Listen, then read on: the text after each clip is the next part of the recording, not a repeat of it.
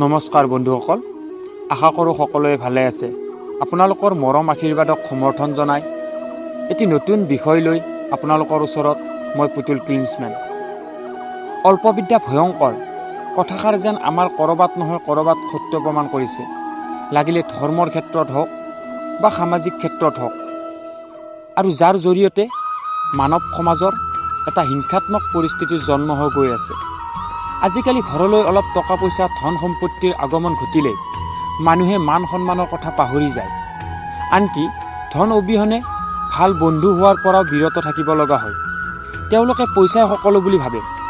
হয়, মই জানো পইচা জীৱনৰ এটা অন্যতম অংশ, কিন্তু মই এনেকুৱা মানুহ বহু দেখিছোঁ যিজন মানুহৰ পইচাৰ বাহিৰে আৰু এই পৃথিৱীত মৰম, বিশ্বাস, সন্মান একো নাই। আমি টকা পইচাৰে মান সন্মান কিনা বেচা কৰিছোঁ সঁচা, কিন্তু সেই পইচাৰে আমি আমাৰ ভাতৃত্ববোধ আৰু মৰমৰ এনাজৰীডাল সবল কৰি ৰাখিব পৰা নাই।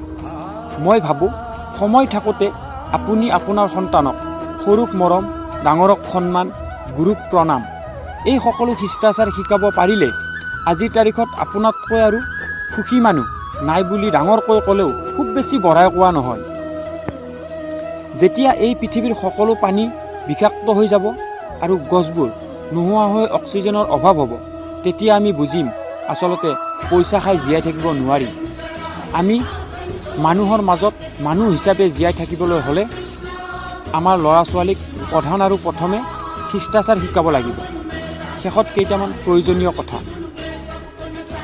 ভুল ৰাস্তাত বহুত জোৰকৈ দৌৰাতকৈ শুদ্ধ ৰাস্তাত লাহে লাহে যোৱাটো বেছি ভাল।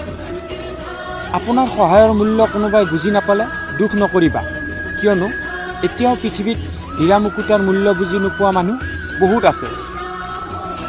কোনোবাই তোমাক তেওঁৰ দুখৰ কথা কৈ থাকিলে তুমি অতি মনোযোগেৰে শুনিবা, কিয়নো তুমি কেৱল শুনিবাহে, তেওঁ কোৱাৰ লগতে দুখ অনুভৱ কৰিব। মানুহৰ চৰিত্ৰৰ লগত মিলি যোৱাটো বহু ডাঙৰ কথা নহয়, মানুহৰ চৰিত্ৰ বুজি পোৱাটো আচল কথা। আপোনাৰ সূচীত সেইসকল মানুহ কাষত আহে যিসকলক আপুনি বিচাৰে, আৰু আপোনাৰ দুখত সেইসকল মানুহ কাষত আহে যিসকলে আপোনাক বিচাৰে।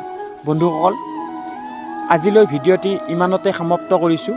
পুনৰ লগ পোৱাৰ প্ৰতিশ্ৰুতিৰে জয় আই অসম।